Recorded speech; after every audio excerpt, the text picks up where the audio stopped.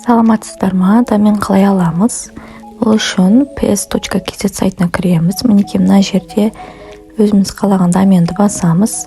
Мысалы мен UK Online деген сайт құрғым келіп тұр. ukonline.kz деп проверьтті басамыз. Мінекей бұл сайт бос екен, осы жерден көреміз. Мінекей мына сайт бос екен, ukonline.kz деген, соны таңдаймын. Мінекей бір жылға 4256 теңге. Заказать батырмасын басамыз. Мінекей YT деп, болмаса регистрация жасау арқылы тіркелеміз. Мінекей мен YT деп бастым. Яғни өзімнің Google аккаунтыңыз болса, өзіңіздің Google аккаунтпен кіруге болады. Мінекей астында Google аккаунт тұр. Сол батырманы басамын, өзімнің аккаунтымнан кіремін.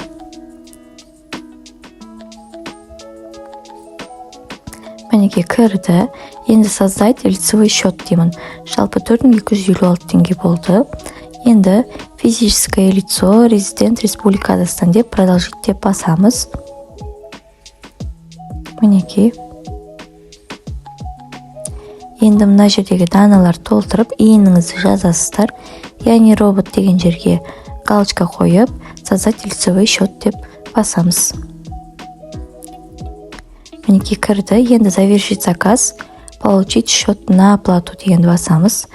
Енді мына астында создать новый контакт батырмасын басамыз. Сөйтіп соңында продолжить басамыз. Яғни мұнда өзіміздің даналарымызды толтырып шығамыз. Иін, адресіміз. Содан кейін мынандай терезе шығады. Енді продлить домен деген жақта создание дэн зоны деп тұр. Соны басамыз. Енді мұнда IP адрес дейді.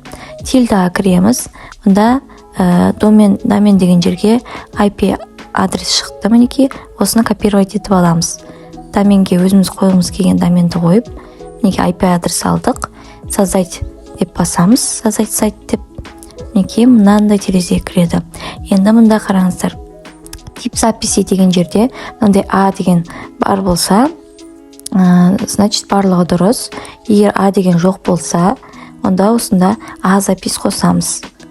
Мінекей добавить запись деп тұр, соны шертесіздер. Егер А запись деген жоқ болса, сөйтіп ол жерге жаңағы IP адресті жазамыз.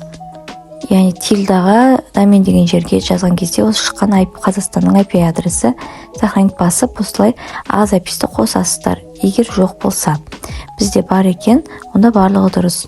Енді доменді жаңағы тильдаға кіріп жазамыз. Мінекей менікі дайын болды. Жаңағы домен деген жерге жазған кезде жасыл болып галочкалар шығу керек.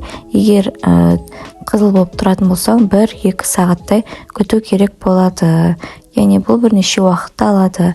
2-3 сағат болмаса 1 күнге дейін күту қажет. Мінекей менің доменім дайын болды. Осылай доменіңізді тильдаға енгізу арқылы қолдана бересіздер. Назарларыңызға рахмет.